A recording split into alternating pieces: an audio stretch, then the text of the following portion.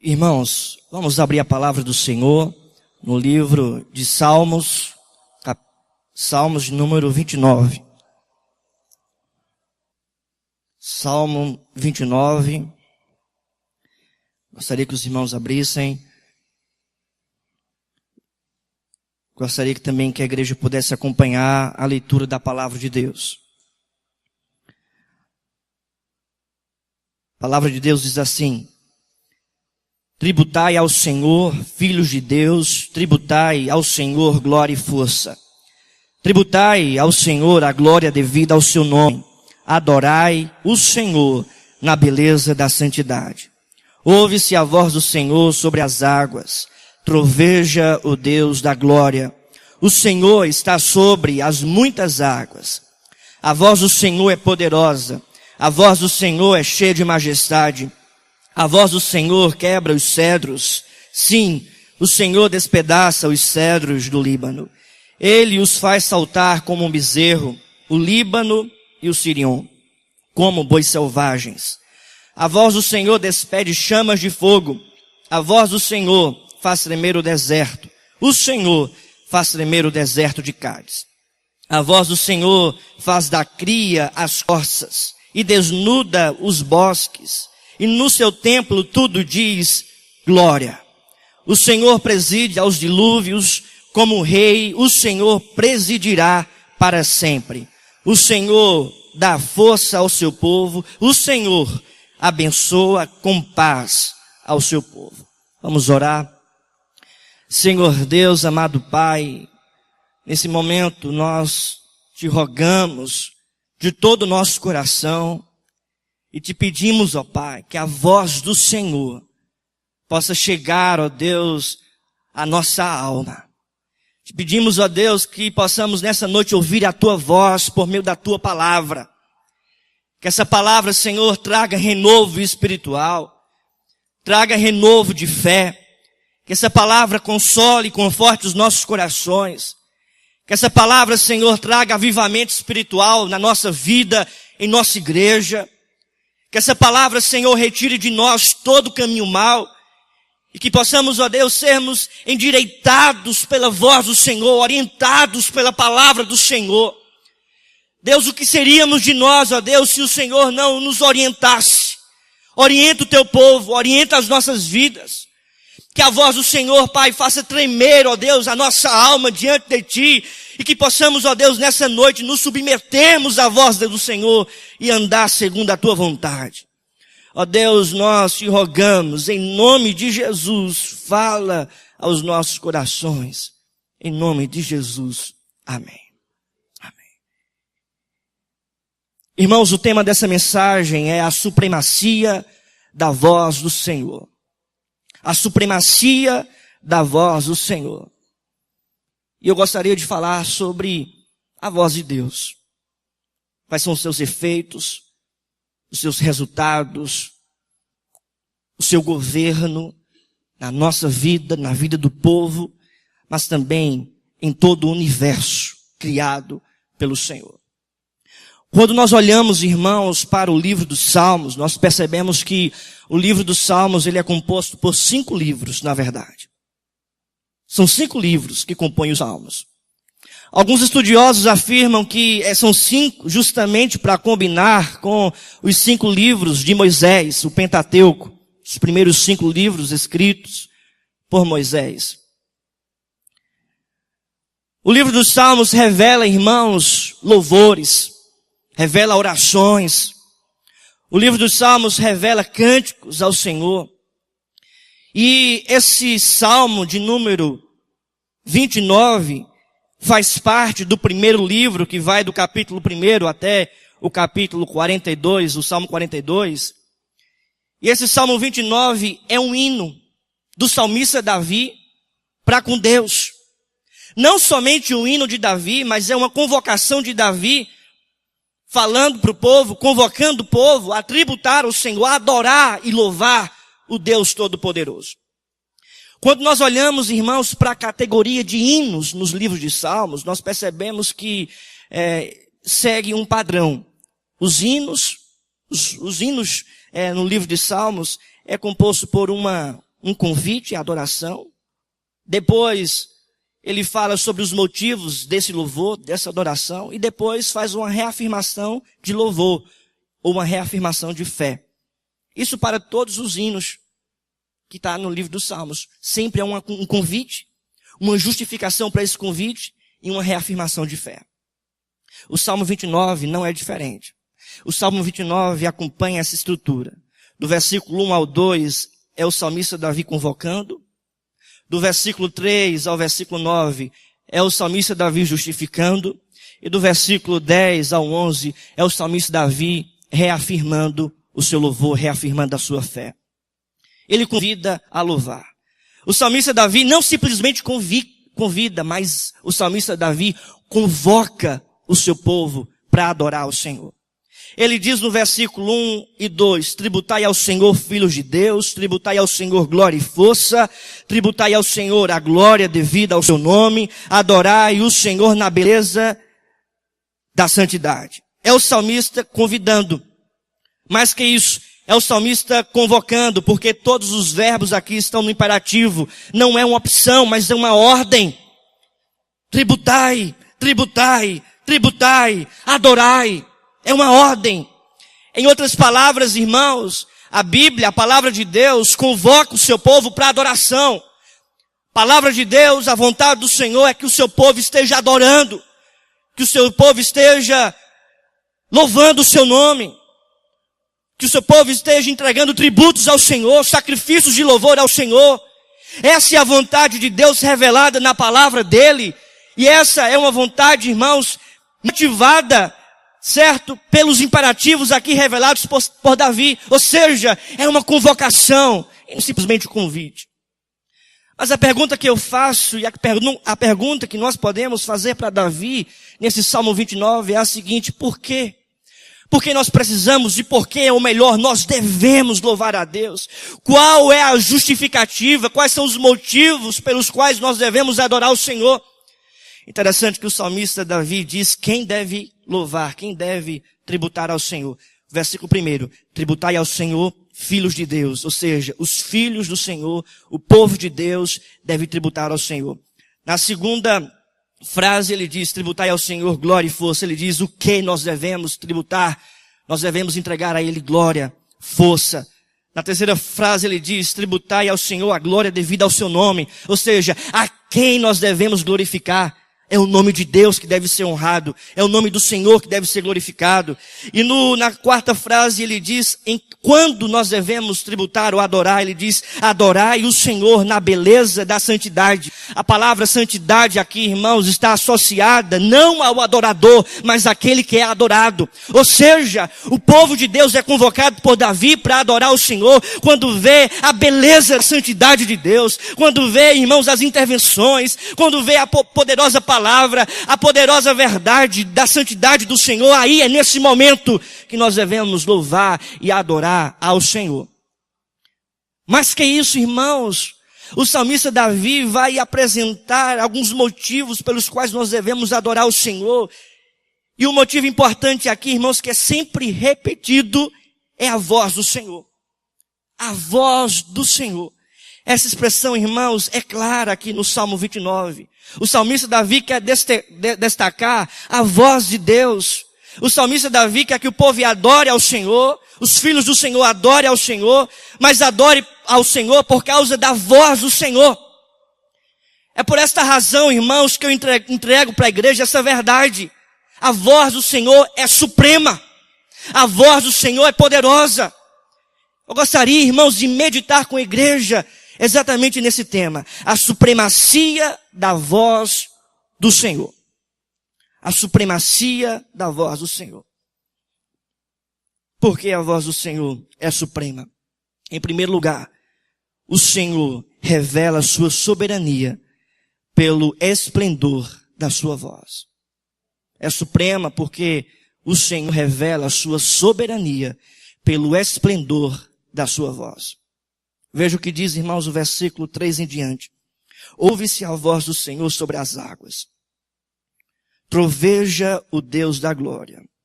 O Senhor está sobre as muitas águas. A voz do Senhor é poderosa. A voz do Senhor é cheia de majestade. O salmista, irmãos, começa falando aqui que a voz do Senhor, ela revela a soberania de Deus. Ele diz que a voz do Senhor é poderosa. A expressão poderosa aqui, irmãos, é uma expressão que diz que a sua voz está acima de qualquer poder. Mais que isso, o salmista Davi vai dizer que a voz do Senhor é cheia de majestade. E a palavra, irmãos, majestade, é para as pessoas naquela época que eram reis, que tinham uma autoridade sobre o povo. Mas o salmista diz que não é simplesmente majestade, mas ela é cheia de majestade. Ou seja, a voz do Senhor, irmãos, está sobre todas as coisas. Ele é soberano. A voz do Senhor revela a sua majestade, a sua soberania. Nada é maior que o Senhor Deus Todo-Poderoso. Nada é maior que o poder de suas mãos. Nada é maior do que a sua glória. Nada pode, irmãos, tirar o poder, a glória e a majestade de Deus, porque Ele é Senhor. A voz do Senhor revela a sua soberania. O versículo 3, o salmista diz: ouve-se a voz do Senhor sobre as águas. Irmãos, na cultura judaica da época, as águas era identificada como situação de tormento. As águas simbolizavam tribulação. As águas, as tempestades simbolizavam adversidade, simbolizavam crises. Quando nós lemos, por exemplo, o famoso Salmo 46, Deus é o nosso refúgio e fortaleza, socorro bem presente nas tribulações, ele vai dizer mais adiante: ainda que as águas tumultuem, espumejem, na sua fúria os montes se estremeçam. Ou seja, as águas, irmãos, da ideia de tribulação, de adversidade. Não uma tribulação pequena, não uma tribulação que é focada em uma única pessoa apenas, mas é uma tribulação geral. Uma tribulação, irmãos, que abrange as pessoas, que abrange um povo, que abrange uma nação. E o salmista vai dizer, irmãos, que a voz do Senhor, ouve-se a voz do Senhor sobre as águas. Troveja o Deus da glória. O Senhor está sobre as muitas águas. Entre outras palavras, o salmista está dizendo que o Senhor está acima dessas águas. O Senhor está sobre as muitas águas. Ou seja, o Senhor, irmãos, está acima de qualquer adversidade, de qualquer crise, de qualquer epidemia, de qualquer tribulação. Ele é soberano. Ele é Senhor. Nada pode impedir o poderio dele. Nada pode impedir a sua soberania. Mais que isso, irmãos, ele diz que ouve-se a voz do Senhor sobre as águas, ou seja, as adversidades, as tribulações, essas águas que muitas vezes se levantam como tempestade na vida e na situação de muita gente. Essas águas, irmãos, Deus está no controle. Deus está acima de tudo isso. Nada passa desapercebido ao olhar de Deus, à ação de Deus. Ou seja, é Deus que está por trás de tudo isso. Nada, irmãos, foge do controle do Senhor, que é soberano. Eu gostaria, irmãos, de nessa noite desafiar você a olhar para a soberania de Deus. A entender, irmãos, que as coisas que nós estamos passando na nossa sociedade, tanta dificuldade, adversidade, se fala em crise, se fala em epidemia. Irmãos, essas coisas, Deus está no controle. Deus está acima dessas coisas. Deus está sobre as águas. Deus está sobre as adversidades. Não pense que essas coisas, essas epidemias, essa crise, não pense que isso foge do controle de Deus, porque isso não foge. Ouve-se a voz do Senhor sobre as águas. Troveja o Deus da glória. Ele é soberano. A voz do Senhor revela a sua soberania. Mas em segundo lugar, irmãos, o Senhor revela também sua intervenção pelo poder da sua voz. o Senhor revela a sua intervenção pelo poder da sua voz. Veja o que diz o texto, irmãos, a partir do versículo 5. A voz do Senhor quebra os cedros. Sim, o Senhor despedaça os cedros do Líbano. Ele faz saltar como um bezerro o Líbano e o Sirion como bois selvagens. Versículo 7. A voz do Senhor despede chamas de fogo. A voz do Senhor faz tremer o deserto. O Senhor faz tremer o deserto de Cádiz. Agora, irmãos, eu gostaria que toda a igreja pudesse ler o versículo 5. Nós vamos ler novamente, em uma só voz. Vamos lá? A voz do Senhor quebra os cedros. Sim, o Senhor despedaça os cedros do Líbano. A voz do Senhor revela a intervenção dele. Ele não simplesmente é soberano, ele não simplesmente está sobre o som de muitas águas. Ele é soberano, ele é majestoso. Mas além disso, irmãos, a sua voz revela a sua intervenção. No versículo 5, a partir desse verso, o salmista vai revelar a intervenção de Deus na história por meio da sua voz. Antes ele estava no controle, mas agora ele intervém na história. No versículo 5, ele vai dizer que o Senhor, a voz do Senhor quebra os cedros. Sim, o Senhor despedaça os cedros do Líbano. E assim por diante ele vai falar essa intervenção. A intervenção de Deus na história. E irmãos, entendam bem que essa intervenção é uma intervenção de subjugar aqueles que são desobedientes. De acordo com o pastor chamado João Calvino, reformador de Genebra, ele diz que o propósito de Davi nesse texto era subjugar pelo temor os obstinados. O que isso significa? Se os irmãos entenderem e olharem para o texto, você vai perceber que o salmista não está falando do sol que vem para aquecer a humanidade. Não está falando da chuva que vem para fertilizar a terra. Não está falando do vento que vem para refrigerar as nações. Não, pelo contrário, o salmista está falando de uma intervenção de juízo de Deus. Ele vem, irmãos, para quebrar os cedros. O Senhor vem para despedaçar os cedros do Líbano. O que significa isso? Os cedros, irmãos, eram árvores belas, gigantes. Só que nos primeiros tempos dessa árvore, ela crescia pouco mesmo. Mas, irmãos, nesse pouco tempo que ela crescia externamente, pouco, as suas raízes já cresciam a mais de metros. A mais de metros. Essa árvore, irmãos, já jovem, tinha uma raiz profunda que ninguém poderia arrancar do seu solo. Além do mais, quando os cedros cresciam e passavam os anos, chegavam a mais de 40 metros de altura. O salmista vai dizer o seguinte: a voz do Senhor quebra os cedros, e ele intensifica isso dizendo que são os cedros do Líbano, ou seja, se os irmãos pesquisarem, os cedros do Líbano dava a ideia e simbolizava algo eterno, algo forte, algo que não poderia acabar, algo lindo, algo que nenhum ser humano poderia arrancar, porque eles eram firmados no solo e ninguém poderia arrancar, e eles eram altos, lindos, apresentavam poder, força e eternidade.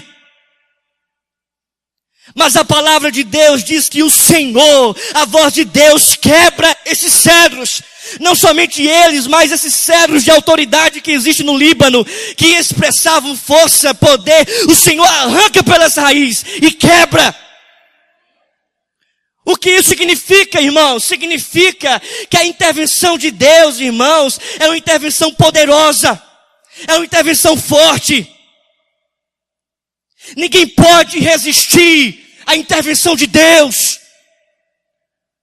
Não existe nação que seja capaz, irmãos, de resistir à intervenção de juízo de Deus. Não existe homem com coração tão duro que consiga resistir à intervenção de juízo de Deus. Por mais que os homens, por mais que as pessoas sejam pessoas que fogem da presença de Deus, soberbas, com autoridade, que negam a presença de Jesus, que zombam do Evangelho, Deus vem com juízo, intervindo, quebrando, rasgando, destruindo, porque Ele é poderoso.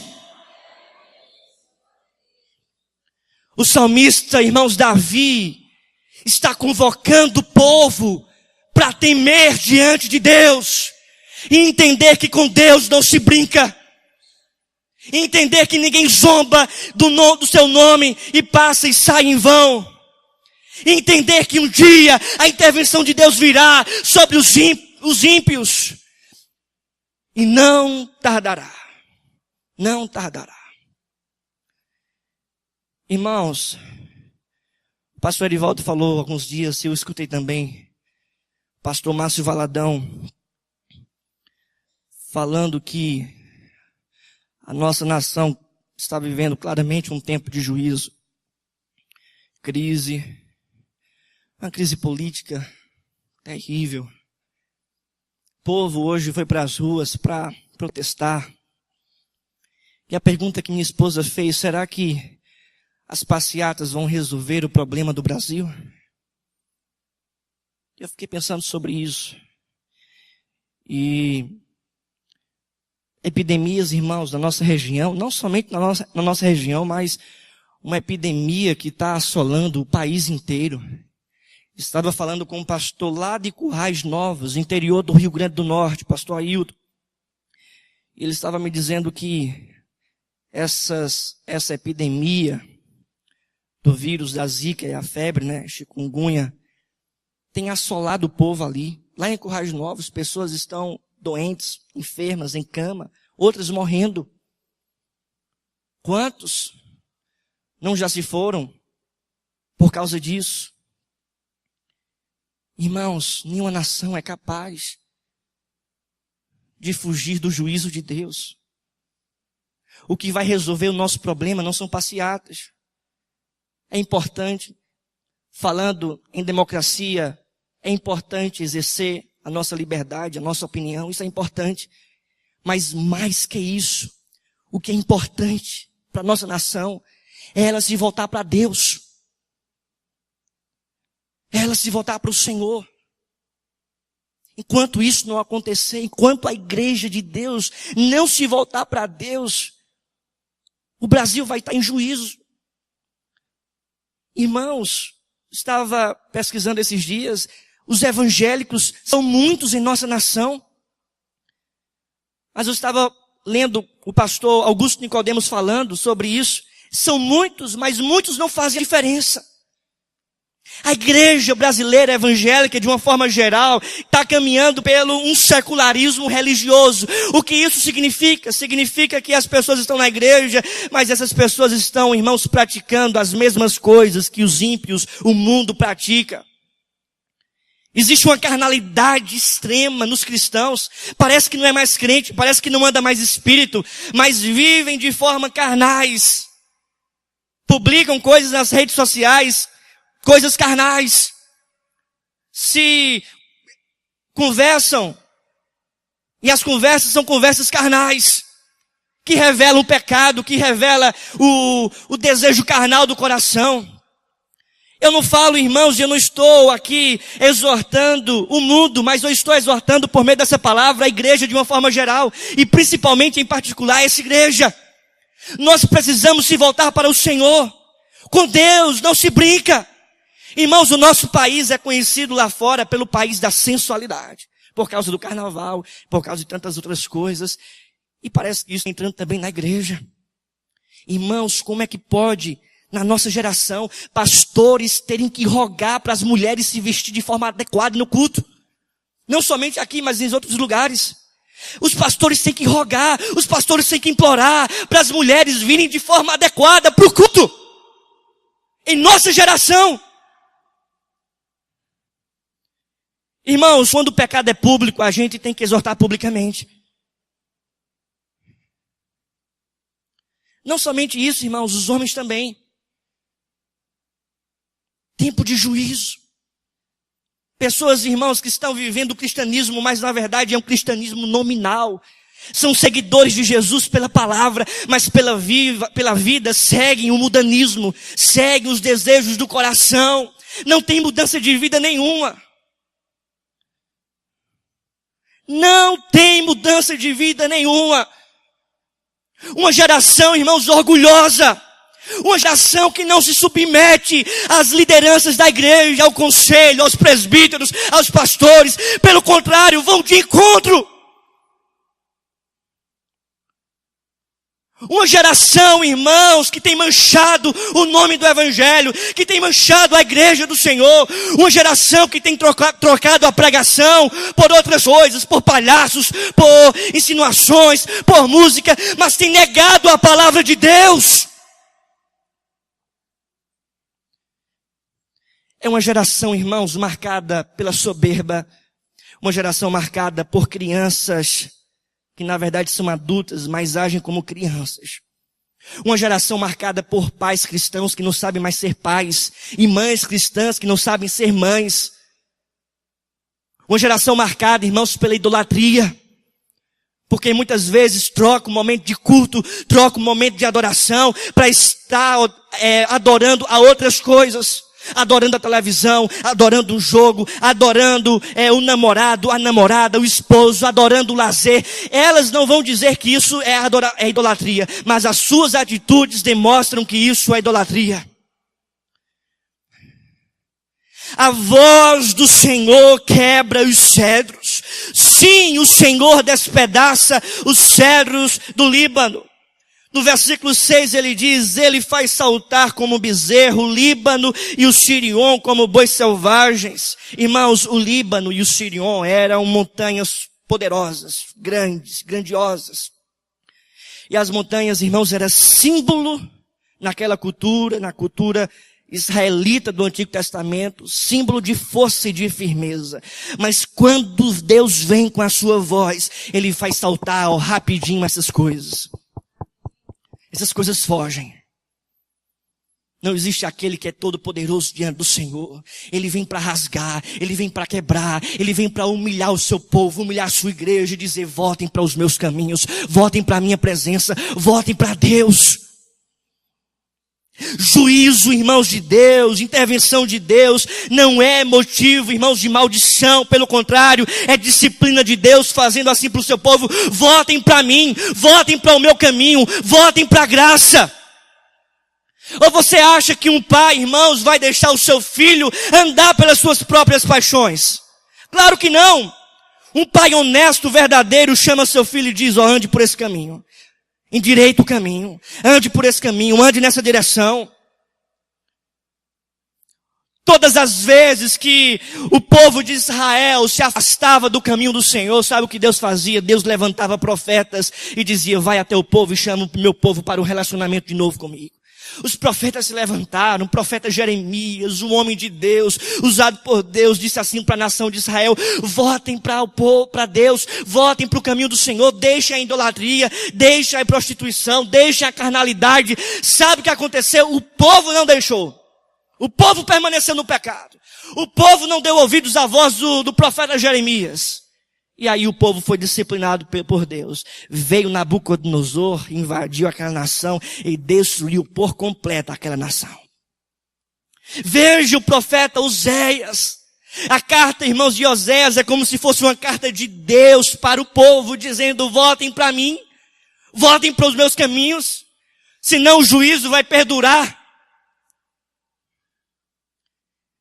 O versículo 7, o salmista diz, a voz do Senhor despede chamas de fogo, a voz do Senhor faz tremer o deserto, o Senhor faz tremer o deserto de Cádiz. Em outras palavras, o salmista está declarando que a voz do Senhor revela a intervenção, irmãos, eficaz de Deus. Ninguém pode suportar a intervenção de Deus, ou ninguém pode impedir essa intervenção. É Deus que intervém. E intervém aqui com juízo. Não é uma intervenção de bênçãos, não é uma intervenção de mudança de situação, não é uma intervenção de destruição das adversidades, não, mas é uma intervenção de juízo, é uma intervenção de dor, é uma intervenção de tempestade, de trovão, aquele que quebra os cedros, aquele que faz saltar os montes, aquele que vem com chamas de fogo, aquele que faz tremer o deserto, é aquela intervenção que acorda a nossa mente, desperta o nosso coração, para a gente voltar para Deus. Meu querido irmão, olhe para mim aqui. Você precisa de Deus, eu preciso de Deus, nós precisamos do Senhor, nós precisamos deixar o pecado de uma vez por todas. A igreja, a terceira igreja, precisa ser uma igreja reconhecida pela igreja que honra o nome do Senhor. Uma igreja que vem para o culto honrar e as pessoas estão adequadas ao culto, não tem sensualidade. Essa deve ser a marca da nossa igreja. Uma igreja, irmãos, que os departamentos, os grupos estão ajudando uns aos outros, estão querendo crescer como o corpo de Cristo, e eles estão ali integrados, crescendo para a honra e glória do Senhor.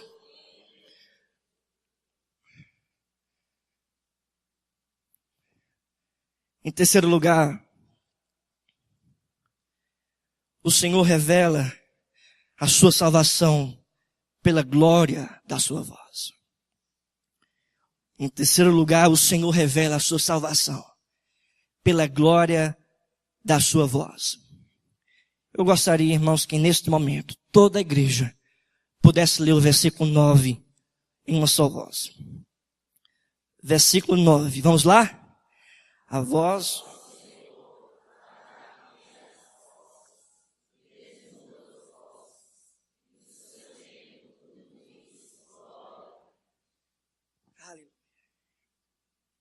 Irmãos, quando eu estava estudando esse texto, quando eu cheguei no versículo 9, o meu coração se encheu de uma paz tão grande, de uma alegria tão grande, porque no versículo 9, a voz do Senhor revela a sua salvação.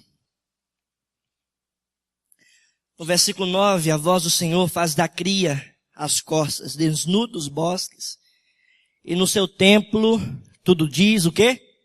Glória, diz glória. E aqui, irmãos, o salmista está falando sobre aquele que é criador, que faz nascer. A coça era difícil de dar à luz, mas é por meio do Senhor que ela dá à luz, faz uma criação. Aqui, irmãos, o salmista está revelando a criação de Deus. Mas não somente isso, nós entendemos, irmãos, que Deus foi quem criou todas as coisas. Não simplesmente criou as costas e fez dar cria às costas, mas foi o Senhor que criou todas as coisas. Quando nós olhamos para o livro de Gênesis, nós percebemos que Ele foi o autor da criação. Mas, irmãos, a criação foi feita por intermédio da sua voz, não foi? Quando nós olhamos para a narrativa, Deus disse, haja luz, e houve luz. E Ele começou por meio da sua voz falando e as coisas foram criadas. Por meio do quê? Da sua voz. Por meio da sua voz. Ele falou, criou. Ele disse, aconteceu. Por meio da sua palavra. Por meio da sua voz. Lá no Evangelho segundo João, capítulo 1, versículo 1, diz o texto, no princípio era o Verbo, e o Verbo estava com Deus. E o Verbo era Deus. Ele estava no princípio com Deus. E no versículo 3 diz João, todas as coisas foram feitas por intermédio dele. E sem ele, nada do que foi feito se fez. Por meio do Verbo, a sua palavra. Quem é esse Verbo? Esse Verbo é Jesus. A própria narrativa de João, poeticamente falando, vai falar isso. Que o Verbo era a luz do mundo, e a luz veio ao mundo, e veio para os que eram seus, e os seus não receberam. Está falando de Jesus. Jesus, irmãos, é a voz viva de Deus. Deus criou todas as coisas por meio da sua voz, mas o agente dessa voz é Jesus Cristo, seu Filho. No mesmo evangelho, segundo João, capítulo 1, versículo 10, diz o texto: o verbo estava no mundo. O mundo foi feito por intermédio dele, mas o mundo não o conheceu. Ou seja, a voz, irmãos, que é Jesus, foi o intermédio de Deus, foi através dele que todas as coisas foram criadas. Mas no versículo 11 do evangelho de João, ele diz, veio, ou melhor, no versículo 12, mas todos quantos o receberam, deu-lhes o poder de serem feitos filhos de Deus, a saber os que creem no seu nome, os quais não nasceram do sangue, nem da vontade da carne, nem da vontade do homem, mas de Deus. E o versículo 14 diz, e o verbo se fez carne e habitou entre nós, cheio de graça e de verdade, e vimos o quê? A sua glória. Vimos a sua glória, glória como do unigênito do Pai. Esse verbo é Jesus. O verbo se fez carne e vimos a sua glória. Glória como do unigênito do Pai. O salmista Davi, no versículo 9 do Salmo 29, diz, a voz do Senhor faz da cria as corças, desnuda os bosques, e no seu templo tudo diz glória. Tudo diz glória. A expressão usada, irmãos, por João no Evangelho, e o verbo se fez carne e habitou entre nós, essa expressão, irmãos, habitou, se os irmãos pesquisarem nos comentários, vão perceber que é a ideia de que alguém chegou no mundo e fez um templo, e armou uma tenda, e habitou. E diz o texto que ele habitou entre nós e vimos a sua glória, glória como do unigênito do Pai. A voz do Senhor cria todas as coisas e no seu templo tudo diz glória. Em outras palavras, irmãos, a voz do Senhor revela a salvação de Deus para nós. A voz de Deus revela Jesus Cristo. Ele é o verbo vivo de Deus que veio ao mundo para nos dar salvação. Ele é o verbo vivo de Deus, irmãos, que veio ao mundo para que esse juízo de Deus não seja eterno na nossa vida, porque ele veio, irmãos, justamente para cumprir e receber esse juízo de Deus em nosso lugar. O texto diz, irmãos, lá no Salmo 29, versículo 9, que ele desnuda os bosques. E lá, irmãos, em Colossenses, o apóstolo Paulo vai dizer acerca de Jesus, que ele cancelou o escrito de dívida lá na cruz do Calvário, que era contra nós, e que constava de ordenanças, o qual era prejudicial. E diz o texto no versículo 15 de Colossenses, capítulo 2, que despojando os principados e potestades, publicamente os expôs ao desprezo. Ou seja, Jesus naquela cruz, irmãos, estava triunfando. E no finalzinho ele diz, triunfando deles na cruz. O que isso significa? Significa que Jesus ali na cruz estava triunfando sobre os principados, sobre as potestades, estava sendo vitorioso nessa luta e ganhando essa luta por nós. Triunfando sobre eles na cruz. Não simplesmente isso, o texto vai dizer, irmãos, que Deus estava despojando os principados e potestades, publicamente os expondo ao desprezo. A ideia, irmãos, é que Jesus estava tirando as suas vestes, estava humilhando os demônios, os principados e potestades e destruindo. O texto diz no versículo 9 que Jesus, o verbo, a voz do Senhor desnuda os bosques. E no seu templo tudo diz glória, glória e glória. Jesus, irmãos, é a salvação de Deus para a nossa vida. Jesus, irmãos, é a ponte que nos liga para a bênção do Senhor. Jesus é o escape de sairmos da situação de juízo e entrarmos em uma situação de graça. Jesus é aquele que veio ao mundo, irmãos, para desnudar os principados e potestades, para expô-los ao desprezo, para triunfar sobre eles e derramar sobre nós graça sem medida. A voz de Deus revela a sua salvação. Amém? Mas em quarto e último lugar, o Senhor revela a sua segurança pelo suster da sua voz. Veja o que diz, irmãos, o versículo de número 10 e 11. Toda a igreja lendo em uma só voz. Vamos lá? O Senhor preside aos dilúvios.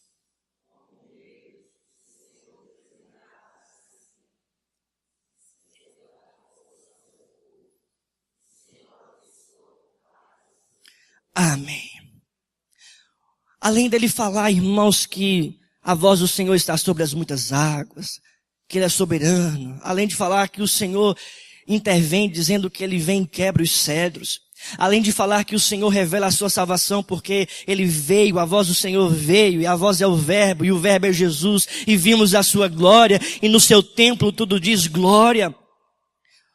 A voz também de Deus, irmãos, revela a sua segurança, a segurança dele nas nossas vidas. O Senhor, irmãos, vai dizer que Ele dá força. O Senhor dá força ao seu povo, e o Senhor abençoa com paz o seu povo. Antes dele dizer isso, no versículo 10, o salmista diz que o Senhor preside os dilúvios, ou seja, Jesus, irmãos, é o autor dessas tempestades, das tribulações, Ele está por trás, Ele controla todas as coisas, Ele é soberano. Ele diz que é o Senhor que preside essas tempestades, é o Senhor que está à frente, que está governando todas as coisas. Não pense que é algo simplesmente do maligno, não é algo do mundo simplesmente, não, mas o Senhor é soberano, é Ele que preside. Mas depois que Ele fala isso, Ele dá um conforto para o seu povo, dizendo que mesmo diante dos dilúvios, mesmo diante das tempestades, o Senhor dá força ao seu povo e abençoa com paz o seu povo. O que isso significa? A voz de Deus revela essa segurança inabalável que temos em Deus. Mesmo diante dos dilúvios, mesmo diante das tempestades, mesmo diante, meus irmãos, das dificuldades, tribulações, epidemias, crises, o Senhor dá força ao seu povo, o Senhor fortalece o seu povo, o Senhor sustenta o seu povo.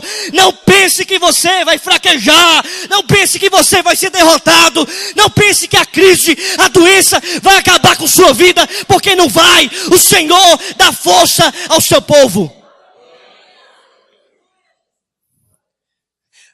Ele, além de dar força, Ele abençoa com paz o seu povo. O que significa essa paz?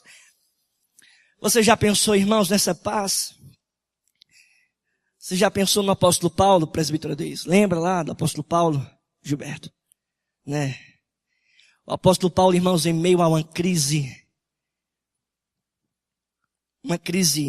naquele lugar, na sua região, no seu tempo, ele foi apedrejado, foi perseguido, foi preso várias vezes, foi açoitado, foi levado para Roma prisioneiro, ficou preso em uma prisão romana, foi preso injustamente, foi difamado, caluniado.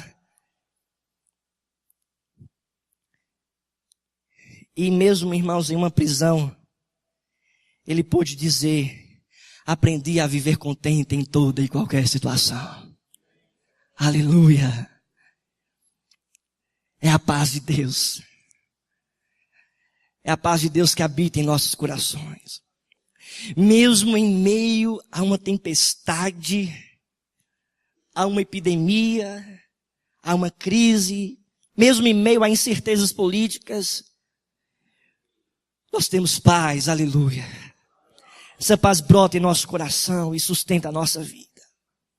Nós podemos, irmãos, acordar, trabalhar, visitar nossos familiares, amigos, visitar os enfermos, perceber e ter um diagnóstico real da nossa situação de juízo.